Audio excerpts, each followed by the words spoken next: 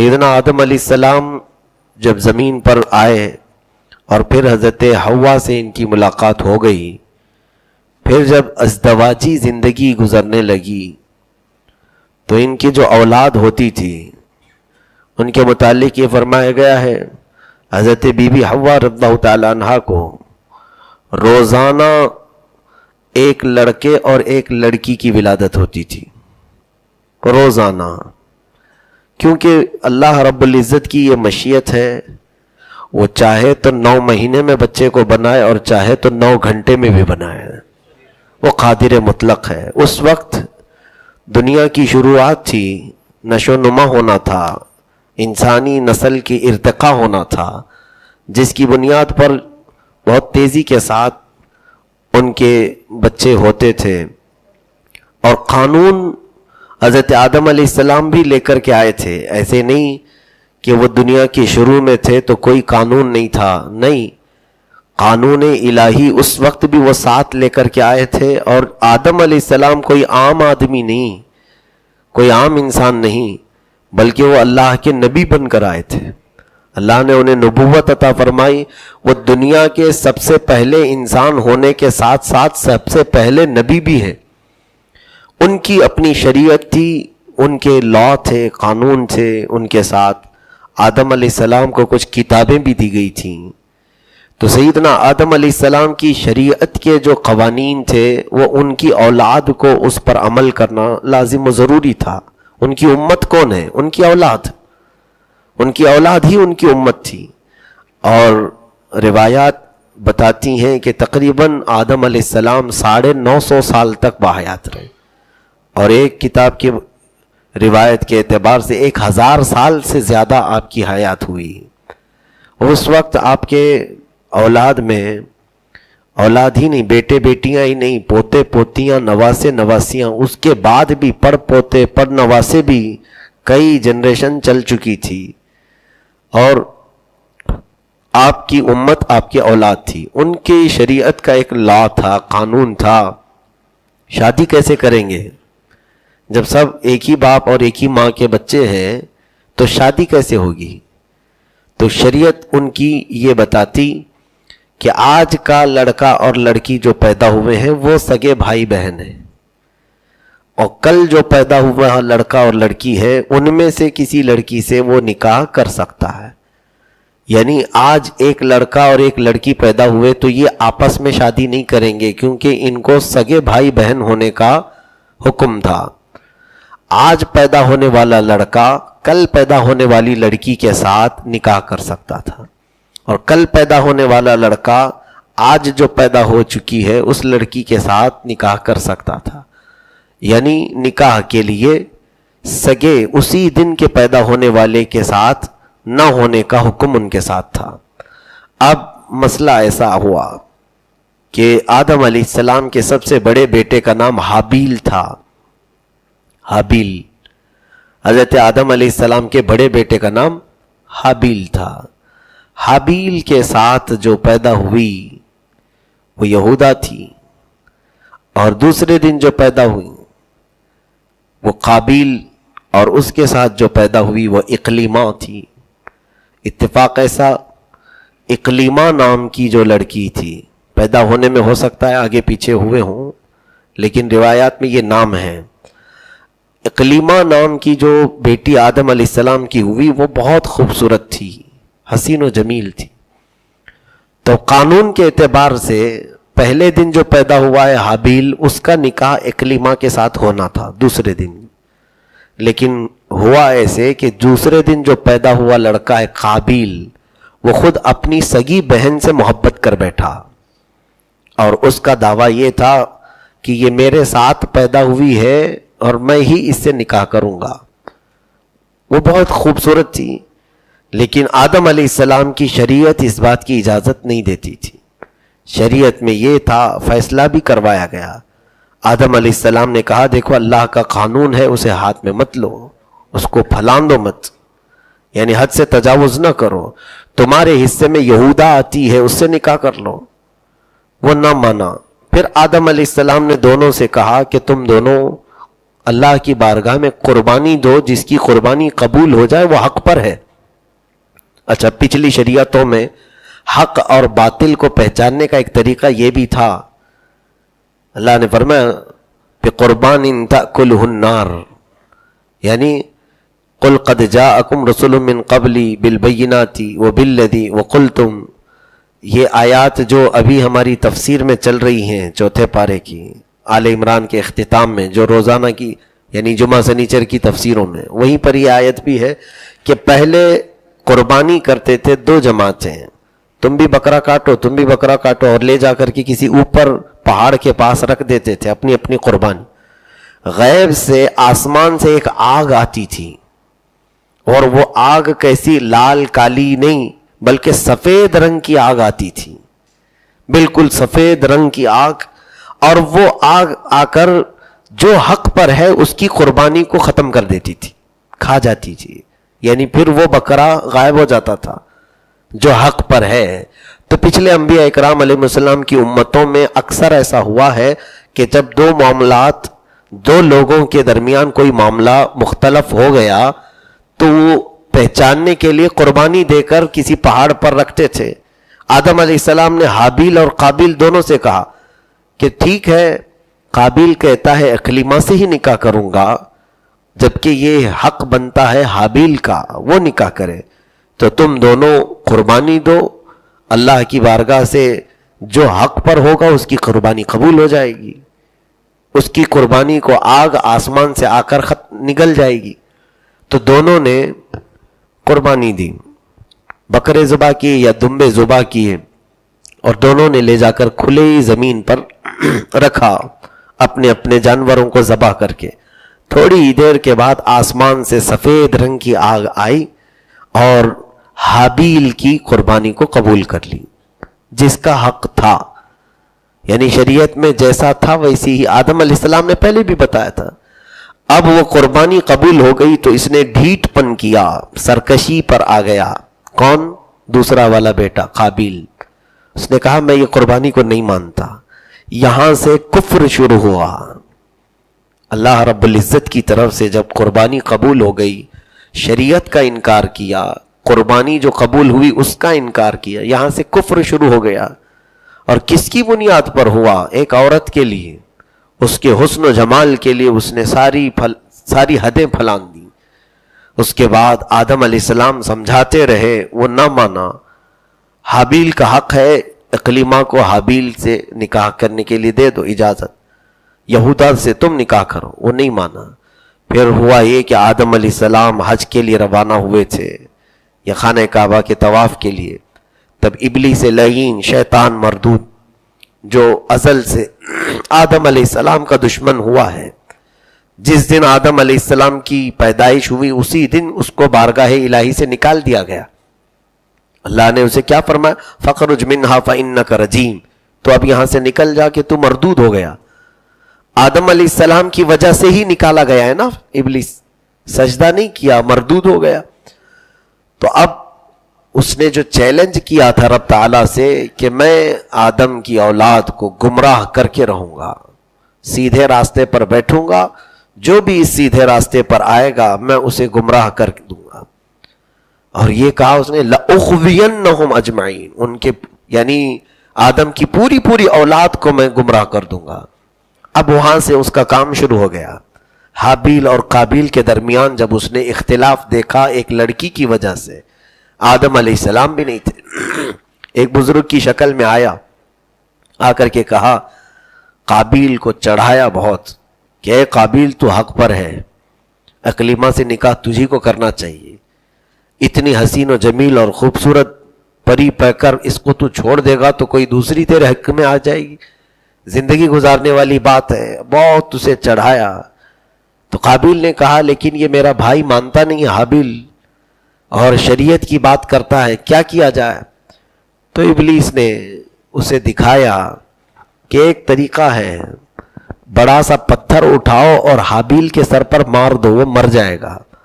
اب تک دنیا میں موت نہیں ہوئی تھی کسی کی، موت دیکھا ہی نہیں تھا ان لوگوں نے، صرف ابھی بچے ہو ہی رہے تھے، زندہ ہے ابھی سب۔ تو قابیل کو سکھایا ابلیس نے مرڈر کرنے کا طریقہ، قتل کرنے کا طریقہ. تو حابیل ایک جگہ بیٹھا ہوا تھا، تو یہ قابیل بڑا سا پتھر اٹھایا اور پیچھے سے لے جا کر سر پر دے مارا. سر پر چوٹ لگتے ہی حابیل جگہ پر ہی ختم ہو گیا، اس کی موت جیسے ہو گئی. تو اب اس کو یہ تک معلوم نہیں تھا کہ یہ مردے کے ساتھ کیا کرنا چاہیے، میت کے ساتھ کیا کرنا چاہیے. دنیا کا پہلا قتل ہے اور پہلی موت ہے اور پہلی میت سامنے ہے، آدم علیہ السلام کے بڑے بیٹے حابیل کی. اللہ تعالیٰ اسی واقعے کو اب قرآن میں ذکر فرماتا ہے کہ اس کو یہ معلوم نہیں تھا. فَطَوَّعَتْ لَهُ نَفْسُهُ قَتْلَ أَخِيهِ، یعنی اس کے نفس نے اس کو بھڑکایا یا شیطان نے بھڑکایا اپنے سگے بھائی کا قتل کرنے کے لیے.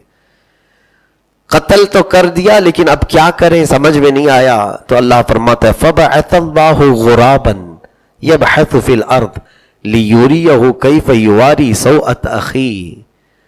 دو کووں کو اللہ نے بھیجا، کوے کو. ایک کوا دوسرے کوے کو ٹھونک مارتا مارتا نیچے تک لایا. وہ بھی دونوں کووں میں لڑائی ہو رہی تھی، ہو بہو ویسی ہی جیسے ان دونوں نے بھائیوں نے لڑائی کی. کوے لڑتے آئے نیچے، ایک کوے نے دوسرے کوے کو ٹھونک مارتے مارتے ختم کر دیا، دوسرا کوا مر گیا. تو اب اس کوے نے کیا کیا، اپنے پیروں سے زمین کو کھودنا شروع کیا، چھوٹا سا گڑھا بن گیا. تو اس کوے کو دھکیل کر اس گڑھے میں ڈال دیا اور اس پر کوے نے مٹی بند کر دی، مٹی لگا دی. تو یہ دیکھا قابیل نے اور پھر کہتا ہے قال یا ویلتا اعجزت ان اکون مثل هذا الغراب فاواری سوءۃ اخی. کہتا ہے افسوس میں اس کوے کی طرح بھی نہیں ہو سکا کہ اپنے بھائی کی لاش کو کیسے چھپاؤں، کوے نے مجھے سکھایا. تب پھر قابیل نے ایک گڑھا کھودا اور اس میں حابیل کو دفن کر دیا. یہ پہلی موت تھی دنیا میں، اور نیچرل موت یعنی جس طرح سے بغیر کسی ظلم کے ہوتی ہے وہ نہیں. سب سے پہلی دنیا میں موت ہوئی ہے ظلم سے، قتل کے ذریعے سے پہلی موت ہوئی ہے. اب یہاں سے سنیے، یہ تمام جو معاملہ ہوا ہے، تفسیر اگر آپ پڑھیں گے تو اس میں مفسرین نے فرمایا یہ سارا قتل تک لے جانے والے فتنے کا سبب کیا تھا، عورت کا حسن و جمال. عورت کے حسن و جمال پر وہ ایسا فریفتہ تھا کہ اسے اپنے سگے بھائی کی بھی کوئی اس کی محبت یاد نہ آئی، اس نے بڑے پتھر سے قتل بھی کر دیا. اس کا مطلب یہ ہوا کہ دنیا میں سب سے پہلا فتنہ حسن و جمال کا ہے، جو اب بھی باقی ہے، اب بھی باقی ہے. آج بھی دنیا جن چیزوں کے ارد گرد گھوم رہی ہے وہ یا تو مال ہے، یا تو عورت کا حصول ہے، یا پھر اپنی شہوت کی مکمل تکمیل کرنا. 2 سے 3 چیزیں ہیں جس کے ارد گرد پوری دنیا گھوم رہی ہے. کسی کو بھی دیکھیں آپ، اکثر الا ماشاء اللہ چند لوگ وہ ہیں جو اللہ کی رضا کے لیے دنیا میں جی رہے ہیں، اور اکثر کی کمائی، دوڑ بھاگ، محنت، مشقت سب یا تو پھر کسی عورت کو راضی کرنے کے لیے، یا اس عورت کو حاصل کرنے کے لیے، یا تو پھر مال اتنا جمع کر دوں کہ مجھے کسی چیز کی ضرورت یا کسی سے احتیاج نہ رہے، محتاجی نہ آئے. انہی چیزوں کے پیچھے تو آج پوری کائنات لگی ہوئی ہے، چند لوگوں کو چھوڑ کر.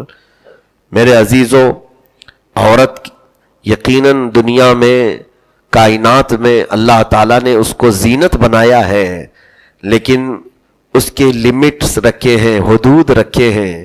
عورت کو جس وقت اللہ نے پیدا کیا جنت میں، ہاں عورت ہم سب کی ضرورت ہے، ہر مرد کے لیے عورت اللہ نے بنایا ہے. قرآن میں اللہ نے فرمایا یا ایھا الناس اتقوا ربکم الذی خلقکم من نفس واحدۃ وخلق منها زوجها. اے لوگو، اے انسانوں، ڈرو اپنے اس رب سے جس نے ایک جان سے ایک جوڑا بنایا ہے. ہر ایک جان سے ایک اس کا جوڑا بنایا ہے. اتاولے ہوتے ہیں، ایسا لگتا ہے کہ ملے گی نہیں، پھر اللہ نے بنا کر رکھا ہے. لیکن سنیے، ہماری ضرورت ہے. آدم علیہ السلام جب پیدا کیے گئے پھر کہاں رکھے گئے؟ جنت میں. یہ واقعات آپ نے سنے ہیں. جنت میں کس چیز کی کمی ہو سکتی ہے؟ جنت ساری نعمتوں سے بھری ہے، لیکن اس کے باوجود آدم علیہ السلام کو تھوڑی سی بے چینی تھی. جنت پوری بھری نعمتوں سے ہے، لیکن کوئی اپنے جیسا نہیں تھا وہاں پر. تو انسان کو کوئی دوسرے انسان کی ضرورت ہوتی ہے. تب آدم علیہ السلام کی بائیں پسلی کے پاس سے ایک عورت کو بنایا گیا جن کو حوا کہا گیا. حضرت حوا خوبصورت تھیں. دنیا کی حسین عورتوں میں حضرت حوا کا نام آتا ہے. جنت میں پیدا ہوئی ہیں. یہاں سے اندازہ کرو کہ عورت وہ مخلوق ہے جس کو اللہ نے جنت میں بنایا ہے، جنت میں پیدا کیا ہے. لیکن جب وہ بن کر کے ریڈی تیار تھیں، آدم علیہ السلام سامنے اپنی شکل والی ایک عورت کو دیکھا، یعنی انسان کو دیکھ رہا ہے، تو فوراً بڑھنے کی کوشش کی کہ اس عورت کو ہاتھ لگاؤں. اللہ رب العزت کی طرف سے یہی لمٹ متعین کر دیے گئے. جنت میں لمٹ رکھی گئی. کیا ہے؟ حد اللہ نے بنا دی. اے آدم چھو نہیں سکتے ابھی اس عورت کو، حوا کو ابھی تم چھو نہیں سکتے. ایک عورت ہے، ایک مرد ہے، کل تو ان کی ہی ہونی چاہیے نا. کوئی اور تو ہے نہیں، وہ دوسرا مرد تو ہے نہیں. آدم ہی کے لیے بنائی گئی تھی، لیکن پھر بھی حکم آ رہا ہے کہ تم چھو نہیں سکتے. پوچھا اے مولا پھر میرے لیے کیسے حلال ہوگی؟ رب نے فرمایا اس کا مہر ادا کرو، مہر ادا کرو. قانون بنایا گیا نکاح کا، اور مہر دینے والا قانون یہ دنیاوی نہیں ہے، یہ جنتی قانون ہے. آج بھی جو ہم اپنی عورتوں کو مہر دیتے ہیں نکاح میں، جنتی قانون ہے. اب وہاں پر مہر کیا دیں؟ آدم علیہ السلام نے رب تعالیٰ سے پوچھا مولا میں مہر دوں کیا چیز؟ کون سی چیز میرے پاس ہے یہاں پر میں مہر دوں؟ سب تو نعمتیں جنتی ہیں. اللہ رب العزت نے فرمایا، یہ تفسیر ساوی میں بھی ہے، شیخ عبدالحق محدث دہلوی رحمۃ اللہ علیہ نے مدارج النبوہ میں بھی لکھا ہے. اللہ کا حکم ہوا اے آدم تیری اولاد میں اخیر زمانے میں میرا ایک محبوب نبی پیدا ہوگا. پہلے سے متعین تھا، تیری اولاد میں میرا ایک محبوب نبی پیدا ہوگا. اے آدم اس نبی پر تم 20 بار درود بھیجو، یہ ہوا کا مہر ہو جائے گا. یعنی ہماری ماں کون ہے؟ حضرت ہوا. ہمارے باپ آدم. ہماری ماں ہمارے باپ کے لیے حلال ہوئی بھی ہے تو درود کی برکت سے، درود پاک کی برکت سے وہ حلال ہوئی. ہاں آدم علیہ السلام کو حکم ہوا مہر دینے کا، اور آپ نے مہر ادا کیا. اس کے بعد حضرت حوا حلال ہوئی. بتانا یہ چاہتا ہوں کہ جنت میں رکھنے کے بعد بھی رب تعالیٰ نے قانون بنائے ہیں. قانون وہاں پر بن کر کے آئے، اور دنیا میں آنے کے بعد بھی میرے عزیزو عورت اللہ رب العزت نے یقیناً کائنات میں زینت کی شکل میں بنایا ہے. وہ کائنات کا رنگ ہے. اقبال نے کہا ہے وجود زن سے ہے تصویر کائنات میں رنگ. عورت کے وجود سے کائنات کی تصویر میں ایک اچھا رنگ ہے، لیکن اس رنگ کے چھونے کے، استعمال کرنے کے آداب، سلیقے، طریقے شریعت نے رکھے ہیں. اور ایسی ہی ہے کہ تتلی دور سے اچھی لگتی ہے، چھو لو تو اس کا رنگ نکل جاتا ہے. اسے پھولوں کے ارد گرد منڈلاتے ہوئے دیکھو تو اچھی لگتی ہے. اسی طرح سے عورت کے متعلق ہم یہ کہتے ہیں کہ یوں سمجھ لیں کہ عورت اس ریل کی طرح ہے جو پٹری پر ہے. جب تک وہ پٹری کے اوپر ہے، لائنز کے اوپر ہے، ہزاروں لوگوں کو اپنے اوپر سوار کر کے ایک منزل سے دوسری منزل تک لے جاتی ہے. جہاں پٹری سے ایک پہیا بھی اتر گیا تو جتنے اس پر سوار ہیں سب کی جان ہلاکت میں آتی ہے. عورت اسی طرح سے اس لمٹ پر اگر رہتی ہے تو ہزاروں لوگ اس سے نفع حاصل کرتے ہیں. اس کی اولاد، اس کی نسلوں میں اللہ تعالیٰ برکتیں بانٹتا ہے. لیکن جہاں یہ خیر سے شر کی طرف نکل گئی تو پھر تباہی اور بربادی کا ذریعہ بھی بن جاتی ہے. ہزاروں لوگوں کے ایمان ختم ہوئے حسن و جمال کے پیچھے. کئی متقیوں کا تقوی بھسم ہو گیا عورت کے پیچھے. کئی عبادت گزاروں کی عبادتوں میں خلل پیدا ہو گیا عورت کی وجہ سے. میں ساری عورتوں کے متعلق نہیں کہتا. مرد اگر یہ سوچتا ہے کہ میرے لیے دنیا میں عورت کا حاصل کرنا ہی سب سے بڑا کمال ہے تو یہ غلط فہمی ہے اس کی. یہ خام خیالی ہے. میرے عزیزو، اللہ رب العزت کی بارگاہ میں یہ دعا کرو، ربنا آتنا فی الدنیا حسنہ وفی الآخرۃ حسنہ. اس دعا کے متعلق مفسرین نے فرمایا جب تم کہو گے ربنا آتنا فی الدنیا حسنہ، اے ہمارے رب دنیا میں جو سب سے اچھی چیزیں ہیں وہ مجھے عطا کر، دنیا میں جو سب سے اچھی چیزیں ہیں مجھے عطا کر. تفسیر میں لکھا ہے دنیا کی سب سے اچھی چیز نیک بیوی کا مل جانا. خیر متاع الدنیا المرأۃ الصالحہ، نیک عورت کا مل جانا دنیا کی سب سے اچھی چیز ہے. یہ صرف ربنا آتینا بھی پڑھتے رہو گے تو نیک بیوی بھی ملے گی، نیک ہی نہیں خوبصورت بھی ملے گی، خوبصورت ہی نہیں خوبصیرت بھی ملے گی. اس لیے کہ آیت کا جو مفہوم ہے وہ طویل ہے. ہاں میں بچوں سے بھی، جوانوں سے بھی، سب سے جن کی شادیاں نہیں ہوئی ربنا آتینا فی الدنیا پڑھتے رہو، اچھی بیوی ملے گی.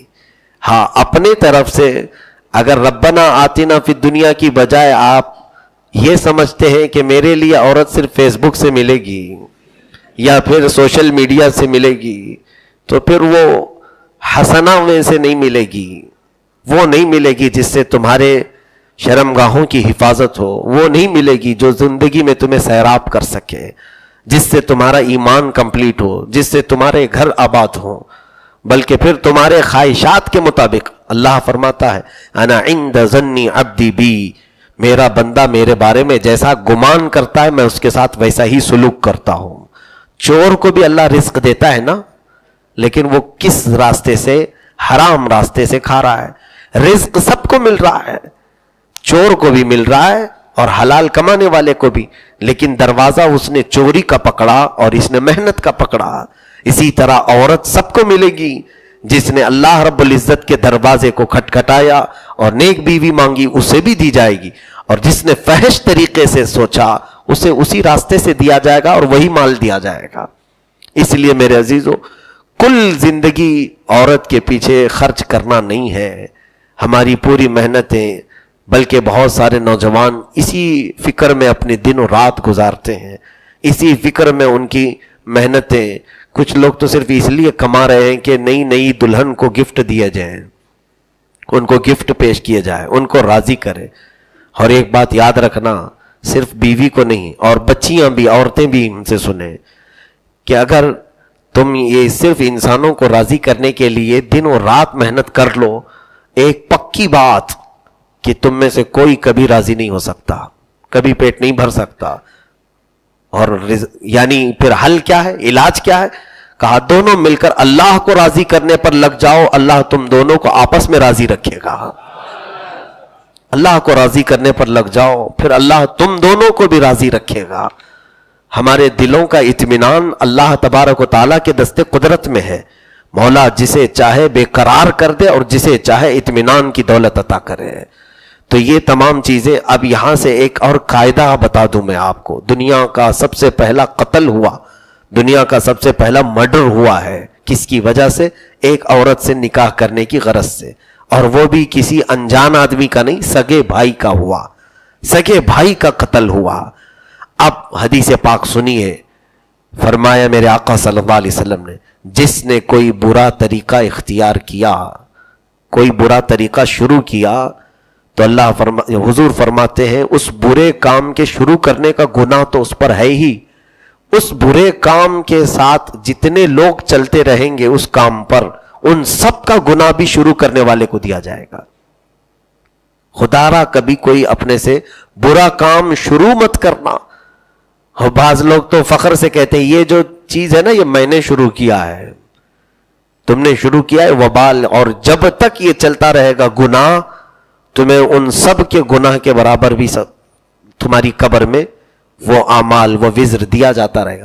من سن سنتا حسنتا فلہ اجرہا واجر من عمل بہا ولا ينقص من اجورہم شیئا ومن سن سنتا سیئتا فلہ وزرہا ووزر من عمل بہا ولا ينقص من وزرہم شیئا او کما قال النبی صلی اللہ علیہ وسلم. حدیث پاک ہے، حضور فرماتے ہیں جس نے نیا طریقہ ایجاد کیا، اس نئے طریقے کے قائم کرنے کا ثواب تو اسے ملے گا، اور اس نئے طریقے پر جتنے لوگ عمل کرتے رہیں گے ان سب کا بھی ثواب اسے دیا جائے گا.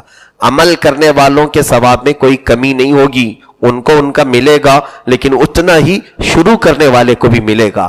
مثال کے طور پر تراویح کی نماز ہوتی تھی حضور کے زمانے میں بھی، لیکن جماعت سے قائم کرنے والے حضرت عمر فاروق ہیں۔